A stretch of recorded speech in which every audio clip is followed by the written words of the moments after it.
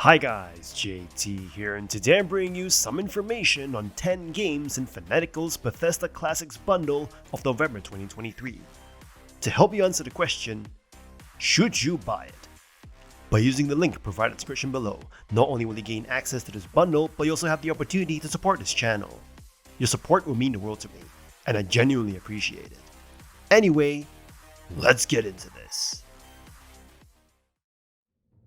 At number 1 we have The Elder Scrolls 3 Morrowind Game of the Year Edition.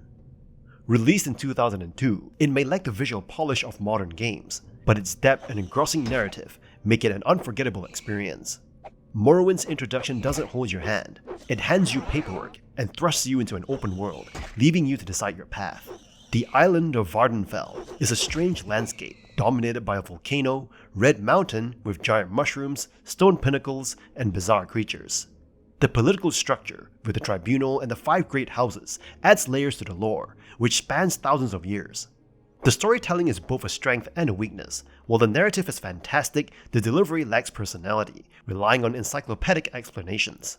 The main plot involves proving yourself as the Nirvarin, combating the awakening threat of Doggoth-Ur, and uncovering the history of Morrowind. The game's atmospheric music and immersive world are occasionally interrupted by frustrating cliff racer encounters. The visuals, despite their 2002 aesthetic, contribute to the grand adventure feeling. Combat, however, is a weak point, relying on dice roll mechanics that can feel unsatisfying. Morrowind improves upon Daggerfall's flaws, offering a distinct, smaller world with varied towns and reduced non-randomized dungeons. Exploration is encouraged, with fast travel options and more surface-focused quests. However, the gameplay can thin out towards the end.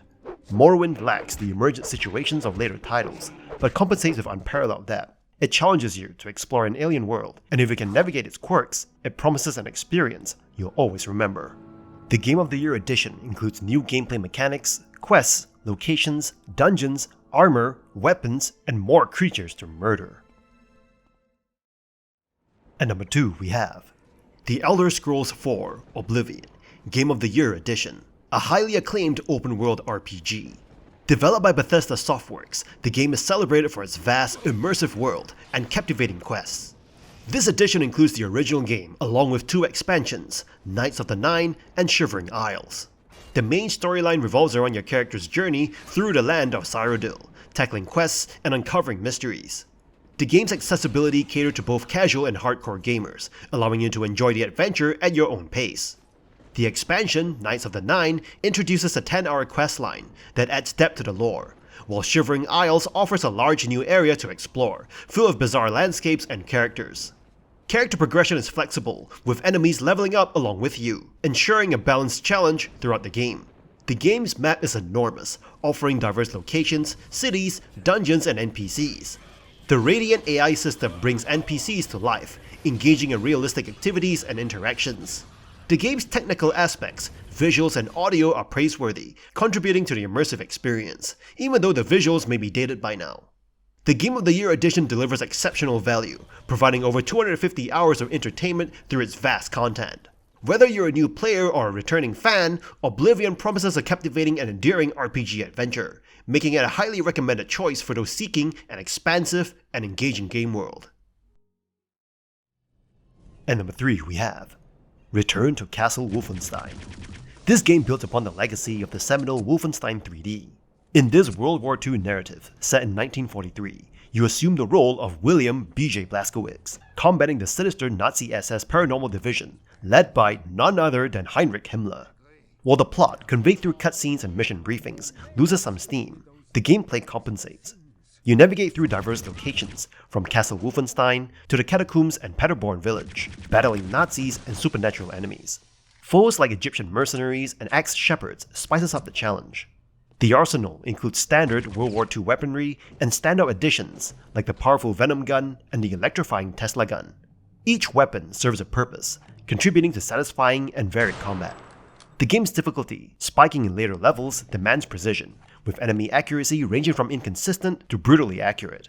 The graphics, typical of early 2000s games, show their age, but the game still boasts impressive effects. Explosions, muzzle flashes, and enemy reactions maintain a certain charm. The repetitive soundtrack contrasts with well-executed sound effects, especially the Nazi dialogue in German and English. The overall technical performance is commendable, with minimal bugs. Return to Castle Wolfenstein remains a challenging and rewarding experience, especially for fans of the series and shooters. And number 4 we have Fallout 2, a role-playing game set in a post-apocalyptic wasteland. It offers a unique open-world experience, allowing you to freely explore and make choices that shape the game's outcome. The game builds on the success of its predecessor, Fallout, and offers even more content, controversy, freedom, action, and humor. In Fallout 2, gameplay revolves around engaging side quests that are integral to the overall game experience. The character customization screen allows you to determine your character's attributes, skills, and traits, providing a deep and immersive role-playing experience. Your choice at the beginning of the game have a significant impact on the story and the gameplay. Money and bartering play a crucial role in Fallout 2. Money is scarce, and you must carefully manage your resources to survive. Bartering allows you to trade with other characters in the game, offering a versatile system for acquiring items and resources. The game features an extensive skill system, allowing you to specialize in various areas such as combat, medicine, stealth, and more. Every level gained provides skill points to invest in different abilities, further customizing your character's playstyle. Your actions in the game affect your character's karma, which represents their moral alignment. You can choose to be heroic or evil, with consequences and reputation tied to your choices. Leveling up also grants perks that enhance your character's abilities. Combat in Fallout 2 is turn-based and utilizes action points to perform actions. The game's graphics are functional, but not remarkable, while the sound and voice acting are adequate, but not particularly outstanding. However, the game's storyline stands out as a captivating feature, set in the post-nuclear war world. Overall, Fallout 2 offers a rich and immersive RPG experience, characterized by its open-ended gameplay, deep customization options, and morally ambiguous choices. It is considered a pioneer in the genre and remains a highly regarded game in the RPG community. And number 5 we have Dishonored, an action-adventure game emphasizing stealth and player freedom. You play as the Royal Guard Corvo, returning from an assignment given by the Empress of the Isles, trying to seek help from neighboring nations to heal the capital city of Dunwall, which is going through a rat plague. Things turn really bad as the Empress is assassinated and her daughter is kidnapped. Worst of all, you've been framed for it and you're thrown into jail.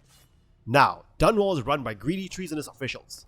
You manage to escape prison, but now you must stealth and assassinate your way through Dunwall to save it from the corruption and suffering caused by this betrayal.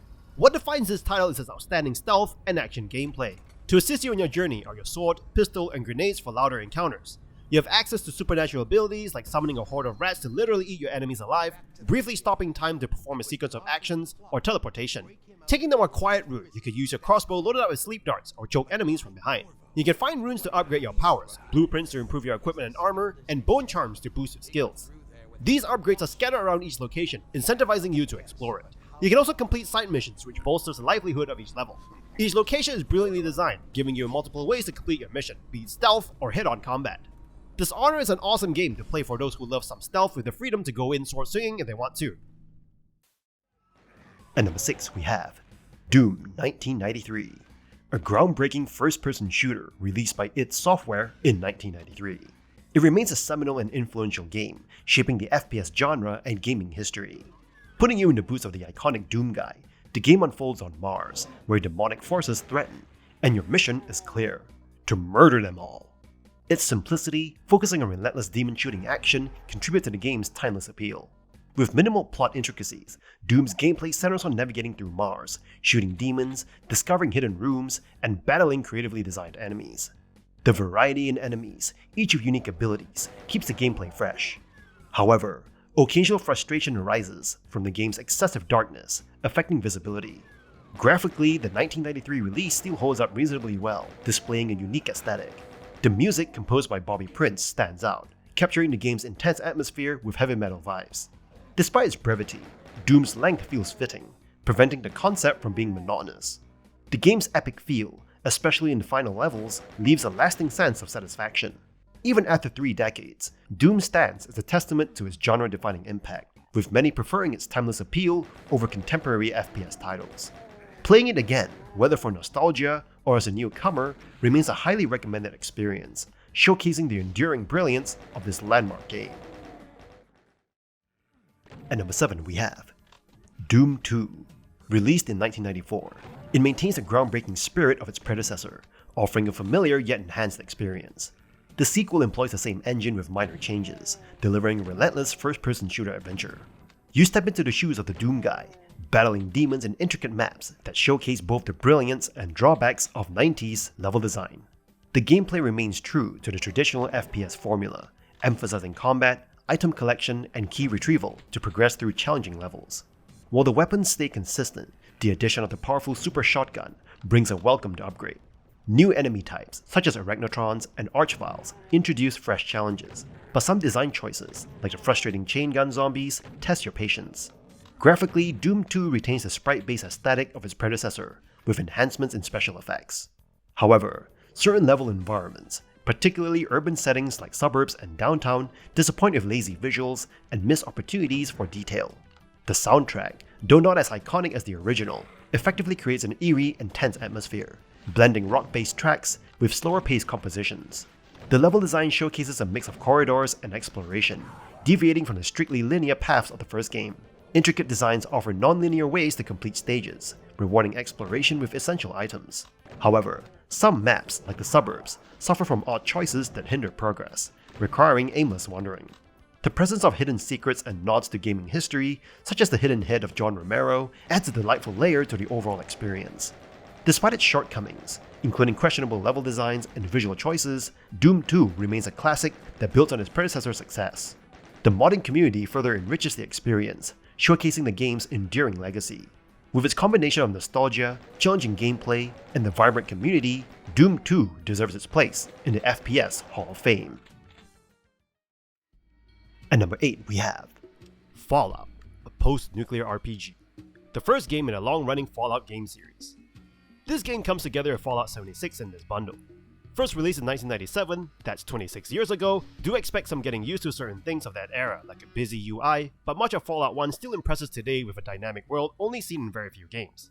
The world reacts to your actions. You could trigger a war over a town, change its leaders, be a smooth talker who talks people into stabbing themselves, or disguise yourself as a cultist to infiltrate their church. If you piss somebody off, they might shun you for the rest of the game, or you can simply kill every NPC. There's a ton of freedom given to you as a player in the wasteland.